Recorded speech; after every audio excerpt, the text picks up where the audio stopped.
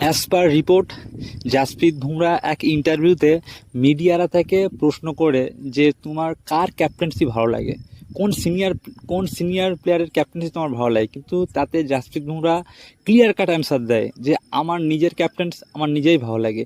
এর থেকে আমরা কিছু হিংস পাচ্ছি যে জাসপ্রীত বুমরা কিন্তু ক্যাপ্টেন্সি হওয়ার ইন্টারেস্ট জাগিয়েছে, সে কোনো আইপিএল ফ্র্যাঞ্চাইজি হোক বা ইন্টারন্যাশনালে ক্যাপ্টেন্সি হোক, সে করেছে। দুটো চারটে সিরিজে ক্যাপ্টেন্সি করেছে, জিম্বাবুয়ে সিরিজে আমরা দেখেছি জাসপ্রীত বুমরা ক্যাপ্টেন করতে।